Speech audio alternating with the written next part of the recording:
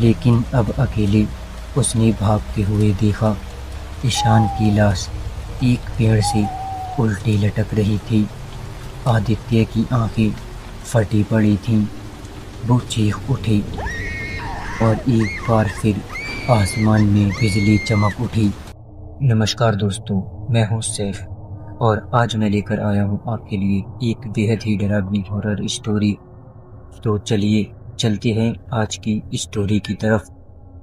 ऊपर आसमान में काले बादल गहराते जा रहे थे।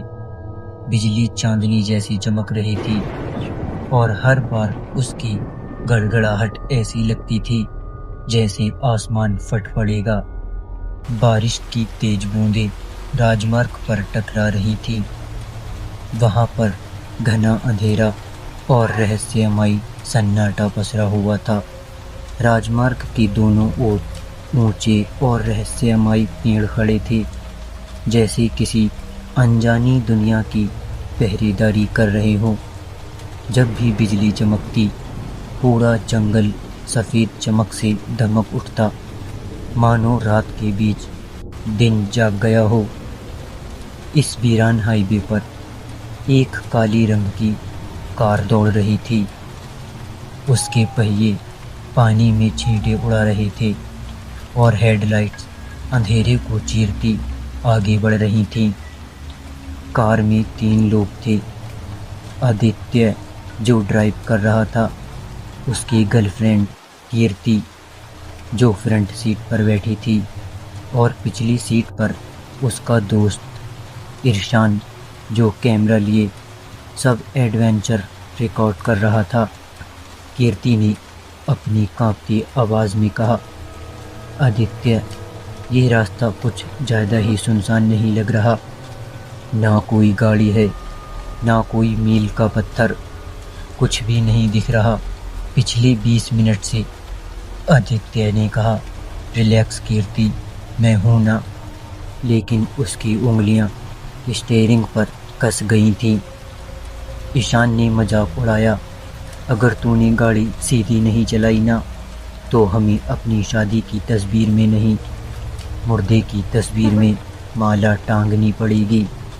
कीर्ति की हंसी अधूरी रह गई, क्योंकि उसी वक्त बिजली चमकी और सामने एक मील का पत्थर नजर आया। गुजरात 120 किलोमीटर। कीर्ति ने धीरे से कहा, वो पत्थर के पास कोई खड़ा है। इरशान बोला, तूने फिर से कोई छलावा देख लिया क्या? लेकिन इस बार आदित्य भी चुप था, क्योंकि उसने भी उस पत्थर के पीछे एक काली छाया देखी थी। जब कार मील के पत्थर के पास पहुंची तो सबने देखा एक डरावना मानवीय शरीर। वह इंसान नहीं था। उसका चेहरा काला, आंखें जुगनू जैसी पीली, हाथों और पैरों में नुकीले नाखून और उसके सिर पर 2 लाल चमकते सींग। उसकी हंसी ऐसी थी जैसे किसी की मौत की दस्तक। वह आकृति बोली, केम छो बच्चा लोग, गुजरात की छलावा जंगल में तमारू स्वागत छी। हमें तमे कोई परत शो नहीं। कीर्ति ने साइड मिरर में देखा। वही आकृति अब उनकी कार के पीछे दौड़ रही थी, लेकिन वो जमीन पर नहीं दौड़ रही थी, हवा में तैरती हुई आ रही थी। आदित्य ने कार की स्पीड बढ़ाई और ईशान चिल्लाया। आदित्य ने एक्सीलेटर दबाया। कार अब 160 किलोमीटर घंटे की रफ्तार से भागने लगी, लेकिन वो छाया और तेज हो गई। तभी कार के बोनट पर जोरदार धक्का लगा और सामने का कांच टूट गया। वो छाया अब कार की छत पर थी। उसकी आंखें बिल्ड शीट से झांक रही थीं, एकदम पास से, और बाहर का मौसम और भी डरावना था। रह रह कर बिजली चमक रही थी। तभी ईशान चिल्लाया, इसको झटक, कुछ कर आदित्य। आदित्य ने स्टीयरिंग घुमा दिया। कार जंगल की ओर झुक गई। और जाकर एक पेड़ से टकरा गई। पेड़ से टकराने के बाद कार का आगे का हिस्सा पूरी तरह पिचक गया था। चारों ओर घना सन्नाटा था। बस बारिश की बूंदें कार की टूटी छत पर टपक रही थीं। उसके सर से खून बह रहा था। ईशान पीछे सीट पर बेसुध पड़ा था और ड्राइविंग सीट पर आदित्य को होश आ रहा था। आदित्य ने दर्द भरी आवाज में पूछा, कीर्ति, तुम ठीक हो? कीर्ति ने कहा, हाँ हाँ, मैं ठीक हूँ, लेकिन ईशान। कीर्ति ने ईशान को हिलाया। वो करहा रहा था लेकिन जिंदा था। हमें यहाँ से निकलना होगा। आदित्य ने दरवाज़ा खोला। कार से बाहर आते ही उन्हें महसूस हुआ कि वे किसी गहरे जंगल में फंस चुके हैं।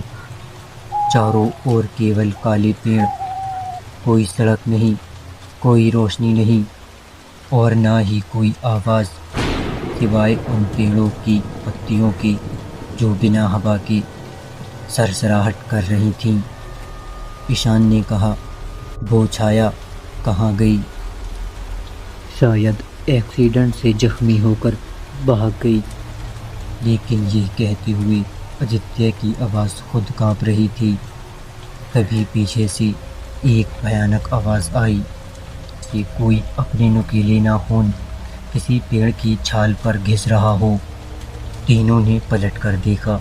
एक काला पेड़ और उस पेड़ के पीछे खड़ी हुई वही आकृति। पीली आंखें चमक रही थीं और इस बार उसके मुंह से हंसी की जगह चीख निकल रही थी। ऐसी चीख जिसे इंसान की आत्मा कांप उठे। आदित्य चिल्लाया, भागो भागो। तीनों अलग अलग दिशा में भागे। घना जंगल था, रास्ता नजर नहीं आ रहा था। ईशान बाईं ओर भागते भागते एक गहरी झाड़ी में घुस गया, लेकिन वो कैमरा चालू कर कर भाग रहा था। तभी सामने एक पेड़ के पीछे वही आकृति प्रकट हुई। ईशान ने डर से कैमरा उसके चेहरे पर घुमा दिया। कैमरे की लाइट अब आकृति की भयानक शक्ल को उजागर कर रही थी। उसकी आंखें अब लाल थीं और मुंह से काले धुएं जैसा कुछ निकल रहा था। ईशान चीखते हुए पीछे भागा, लेकिन उसके पैर में कुछ लिपट गया। नीचे देखा तो उसके टखनों में काली जीभ जैसी कोई चीज़ लिपटी थी। अगले ही क्षण वो आकृति ईशान पर झपट पड़ी और उसकी छाती चीर दी। ईशान की चीख इतनी भयानक थी कि पेड़ों पर बैठे पक्षी खुद गिरकर मर गए। आदित्य भागते हुए एक पेड़ के पास आया। उसने देखा पेड़ों पर लाल लाल आंखें चमक रही थी, जैसे जंगल ने उसे घेर लिया हो। अंत में वो थक कर गिर पड़ा। सांसें तेज थीं और शरीर कांप रहा था। तभी उसके सामने एकदम से वो आकृति आई। इस बार उसके हाथ में एक लंबी लोहे की कील जैसी चीज थी और उसने आदित्य से कहा, तुमने मेरे जंगल में कदम रखा, अब यहाँ से भाग नहीं पाओगी। वो आकृति आदित्य पर झपट पड़ी और उसकी वो नुकीली कील जैसी चीज आदित्य के सिर में घुसा दी। आदित्य की चीख पूरे जंगल में गूंज उठी और आदित्य की आंखों में अब भी डर जिंदा था। कीर्ति अभी भी जिंदा थी, लेकिन अब अकेले उसने भागते हुए देखा। ईशान की लाश एक पेड़ से उल्टी लटक रही थी। आदित्य की आंखें फटी पड़ी थीं। वो चीख उठी और एक बार फिर आसमान में बिजली चमक उठी। कीर्ति डर के मारे भागने लगी। हर दिशा में वही आकृति, उसकी आंखें उसका पीछा कर रही थीं। अब कोई मील का पत्थर नहीं था, कोई रास्ता नहीं, सिर्फ एक अथीत छलावा था। गुजरात हाईवे पर कुछ दिनों बाद पुलिस को एक जली हुई कार मिली। उसमें कोई नहीं था, बस एक कैमरा था जिसमें आखिरी फुटेज में एक भयानक आकृति धीरे धीरे कैमरे की ओर बढ़ रही थी। कोई जवाब नहीं था। अब हर आने वाला इस जंगल में हमेशा के लिए रह जाएगा। तो ये थी आज की हमारी एक कहानी अच्छी लगी हो तो वीडियो को लाइक और चैनल को सब्सक्राइब ज़रूर करें।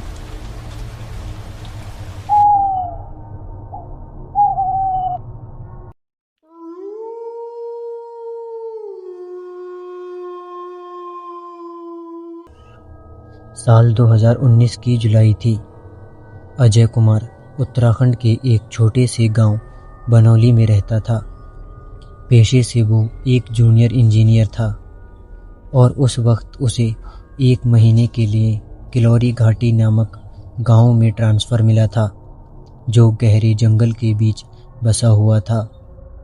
वहां तक पहुंचने का कोई पक्का रास्ता नहीं था, सिर्फ एक पुराना कच्चा रास्ता जो जंगल से होकर गुजरता था। मानसून जोरों पर था और लगातार बारिश हो रही थी। अजय ने सोचा कि शाम 4 बजे निकल जाएगा ताकि रात होने से पहले पहुंच सके, लेकिन किस्मत को कुछ और ही मंजूर था। बारिश तेज हो गई थी, रास्ता फिसलन भरा और धुंध से भरा हुआ था। एक मोड़ पर उसे एक बूढ़ा आदमी मिला। उसने चेतावनी दी, बाबू, आज रात उस रास्ते से मत जाना, वो रात जागी हुई है। मैंने उसकी बात को मजाक समझकर अनदेखा कर दिया और बाइक से आगे बढ़ गया।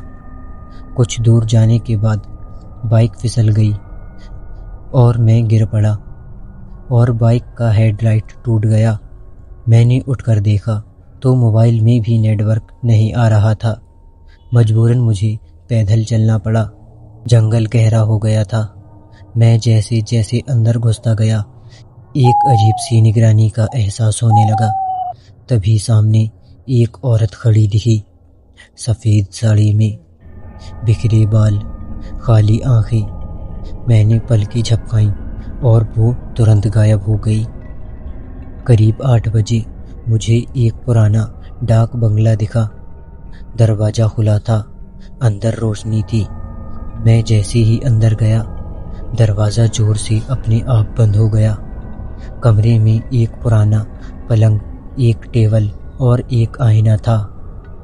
रात के करीब 1 बजे मेरी आंख खुली, किसी औरत की आवाज़ से। वो फिर से आ गई है, उसी बारिश में, वही गलती दोहराने। आवाज़ मेरे कान के बेहद पास थी, जैसे कोई बहुत करीब हो। मैंने टेबल पर रखा लैंप जलाया। आईने में एक परछाई दिख रही थी, एक औरत, वही सफ़ेद साड़ी में, जिसकी आंखों से खून टपक रहा था। मैंने मुड़कर देखा, पर वहाँ अब कोई नहीं था। वो बंगला 20 साल से बंद पड़ा था। सुबह गांव पहुंचा तो वहाँ के लोगों ने बताया, वो बंगला 20 साल से बंद पड़ा है। एक औरत की जली हुई लाश मिली थी वहाँ। उसका पति शराबी था, उसने उसे उसी रात जला दिया था। तब से जो भी बारिश में उस बंगले में रुकता है, वो औरत उसे चैन से नहीं रहने देती। अजय ने रात को खींची हुई मोबाइल में रात की तस्वीरें देखी। सब धुंधली थीं, पर हर तस्वीर में एक परछाई थी, एक औरत की। आज भी जब बारिश होती है, मैं दरवाज़ा बंद कर कर लेटता हूँ, क्योंकि मुझे पता है कुछ आत्माएं कभी मुक्ति नहीं पाती।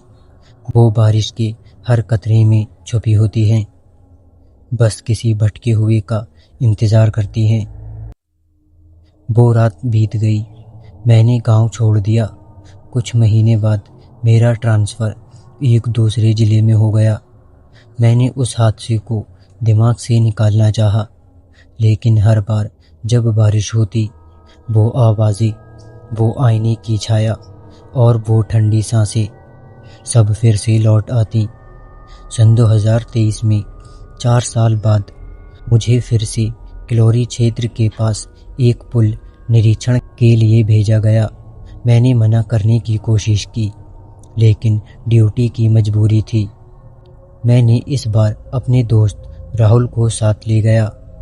हमने दिन में ही काम ख़त्म कर लिया और गांव के पास ही एक ठहरने की जगह ढूंढ ली। मैंने राहुल से उस डाक बंगले की बात की। उसे यकीन नहीं हुआ। उसने कहा, भाई ये सब तुम्हारा वहम है। कल सुबह चलेंगे और उस बंगले को देखेंगे। मैंने लाख मना किया, लेकिन उसे रोक नहीं पाया। अगली शाम वो दोनों बिना आवाज़ किए कमरे के अंदर गए। कमरा धुंध से डूबा हुआ था, लेकिन एक चीज़ बदली थी। आईना वो वहाँ नहीं था। राहुल हंस रहा था। कुछ नहीं है यहाँ यार, ये सब दिमाग का खेल है। लेकिन तभी बिजली और जोर से कड़कती है और बंगले के पीछे से एक कांच टूटने की आवाज़ आती है। हमने टॉर्च जलाकर पीछे देखा। एक टूटी हुई खिड़की और उसके अंदर वही आईना रखा था। मैं कांपने लगा। राहुल उस आईने के पास गया और बोला, अभी इसमें तो कुछ नहीं है, बस मैं और तू दिखाई दे रहे हैं। लेकिन तभी उस आईने में एक तीसरी परछाई दिखाई दी। एक औरत जिसका चेहरा झुलसा हुआ था और आंखों से धुआं निकल रहा था। राहुल वहीं पर गिर पड़ा, उसे जैसे लकवा मार गया हो। मैंने दौड़कर उसे खींचा और बाहर की ओर भागा, लेकिन बाहर आकर देखा हम उसी जगह पर वापस आ रहे हैं, जैसे बंगला हमें छोड़ ही नहीं रहा था। और उस औरत की आवाज़ आई, क्यों लौटे हो? क्या अधूरा छोड़कर गई थी? अब अधूरा कुछ नहीं बचेगा। वो दोनों ये आवाज़ सुनकर डर गए और वहाँ से भागने लगे। वो उस हवेली के ऊपर गए। वहाँ पर एक और अजीब कमरा था और उस कमरे के चारों तरफ दीवालों पे आईने ही आईने थे। वहाँ से आती फुसफुसाहट की आवाज़ उन दोनों को और भी डरा रही थी। तभी अचानक से राहुल को कुछ हो गया। वो मन ही मन में कुछ बड़बड़ाने लगा।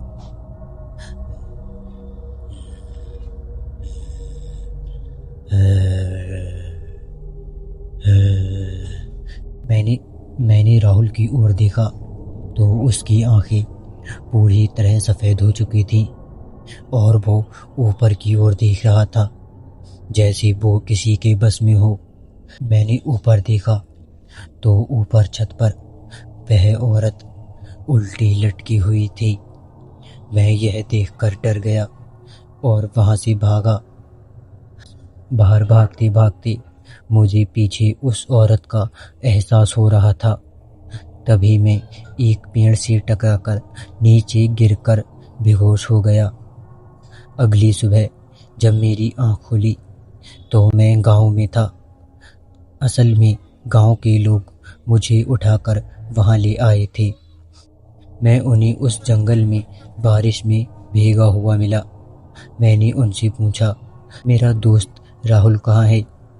तो उन लोगों ने कहा, वो अब इस दुनिया में नहीं रहा। उसकी लाश उस हवेली से मिली, जो कि बहुत बुरी तरह से जली हुई थी।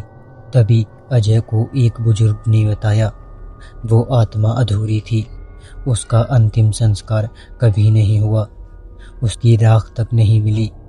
मैंने फैसला किया, मैं उस आत्मा की मुक्ति कराऊंगा। गांव वालों की मदद से हमने उसी जगह पर एक बेवित पूजा और हवन कराया जहां वो औरत मारी गई थी। जब से उस हवेली में हवन हुआ है, जब से वहां पर कुछ भी अजीब नहीं हुआ और बंगला हमेशा के लिए बंद कर दिया गया। लेकिन अब भी जब भी कोई उस जंगल में बारिश की रात गुजारता है कभी कभी वही फुसफुसाहटें सुनाई देती हैं।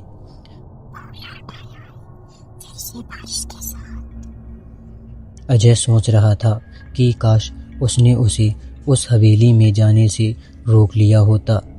तो ये थी आज की हमारी एक कहानी। कहानी अच्छी लगी हो तो वीडियो को लाइक और चैनल को सब्सक्राइब जरूर करें।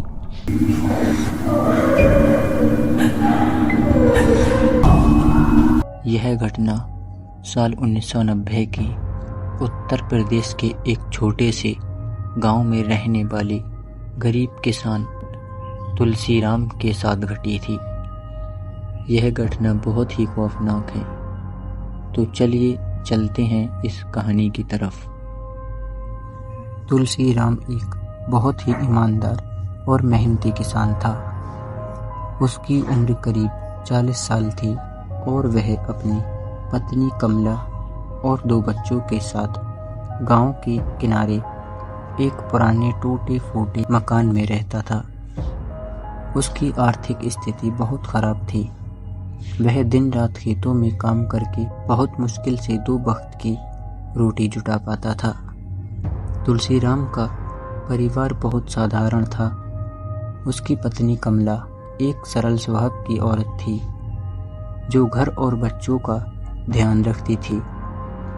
तुलसीराम की सबसे बड़ी ताकत उसकी मेहनत और परिवार के सदस्य थे, मगर उसकी एक कमजोरी थी। वो अंधविश्वास पर ज़्यादा ध्यान देता था और भूत प्रेत जैसी बातों में विश्वास नहीं करता था। गांव के बुजुर्ग अक्सर एक पुरानी डरावनी कहानी सुनाते थे। वह कहते थे कि गांव से कुछ दूर पर एक पुराना सुनसान कुआं है, जहां पर कई साल पहले एक औरत की रहस्यमयी तरीके से मौत हो गई थी और उस औरत का नाम रूपमणि था। और लोग कहते हैं कि उसकी आत्मा आज भी उस कुएं के आसपास भटकती है और उस जगह को शापित कुआं भी कहा जाता था और वहां जाने से गांव के लोग डरते थे। लेकिन तुलसीराम भी इस कहानी को कई बार सुन चुका था, लेकिन उसे कभी इसे गंभीरता से नहीं लिया। उसे यह सब बेकार और फालतू की बातें लगती थीं, लेकिन वह नहीं जानता था कि उसकी यह सोच उसे और उसके परिवार को एक खौफनाक अनुभव में गुजरने पर मजबूर कर देगी। घटना की शुरुआत होती है कुछ यहाँ से, जब एक रात गांव में बिजली चली गई थी और चारों तरफ अंधेरा छाया हुआ था। तुलसीराम अपने घर के आंगन में बैठा था और जैसे ही वह बैठा था, उसे अचानक उसे दूर से कहीं किसी औरत की चीख सुनाई दी। आवाज़ इतनी दर्दनाक थी कि तुलसीराम के रोंगटे खड़े हो गए। पहले तो उसने सोचा कि यह उसकी कोई कल्पना भी हो सकती है, लेकिन फिर वह चीखें उसे बार बार सुनाई आने लगी और कमला ने भी यह आवाज़ सुनी और वो घबरा गई। वही तुलसीराम के पास आई कमला ने उसे चेतावनी दी। शायद यह वही आत्मा है जिसके बारे में गांव वाले बताते हैं, लेकिन तुलसीराम उसकी बात को हंसी में टाल दिया। उसने सोचा कि कोई जानवर या गांव का कोई इंसान शोर मचा रहा होगा, मगर कमला के चेहरे पर चिंता साफ दिखाई दे रही थी। कुएं के पास की जब वो कुछ ही दिन बाद तुलसीराम को अपनी गाय को ढूंढने के लिए गांव के बाहर जाना पड़ा। उसकी गाय अचानक गायब हो गई थी और उसकी खोज में तुलसीराम गांव से दूर उस इलाके की तरफ बढ़ गया जहां वही शापित कुआं था। उसे ध्यान नहीं रहा कि वह किस तरफ जा रहा है। जब उसे एहसास हुआ तो वो खुद को कुएं के पास खड़ा पाया। इस वक्त रात का समय था और आसमान में बादल थे और चांद भी छुपा हुआ था। कुएं के पास पहुंचते ही उसे फिर से वही चीख सुनाई दी, लेकिन अब की बार वो आवाज़ बहुत पास से आ रही थी। अब की बार तुलसीराम के हाथ पांव कांपने लगे, लेकिन उसके अपने आप को संभाला और पीछे मुड़ने लगा। तभी उसे कुएं के पास किसी के चलने की आहट महसूस हुई। जैसे ही उसने पीछे देखा, एक सफ़ेद साड़ी पहनी औरत की छाया दिखाई दी, जो धीरे धीरे उसकी ओर बढ़ रही थी। तुलसीराम की सांसें रुक गईं और वह औरत कोई और नहीं बल्कि वही रूपमणि थी, जिसकी आत्मा के बारे में गांव में कहानियां कही जाती हैं। उसे देखने के बाद तुलसीराम के चेहरे पर एक ऐसी डरावनी और ऐसा पसीना निकल रहा था कि वह सिर्फ अपने मन में ही बड़बड़ा रहा था। उसका मुंह और उसका शरीर जैसे जम सा गया हो, और उस औरत के चेहरे पर एक बहुत अजीब सी मुस्कान थी, जो डरावनी और रहस्यमयी थी। तुलसीराम का शरीर जैसे पत्थर का हो गया हो, और वो ना तो आगे बढ़ पा रहा था और ना ही पीछे हट रहा था। किसी तरह तुलसीराम ने खुद को संभाला और एक जोरदार चीख से चिल्लाते हुए तेजी से भागने लगा।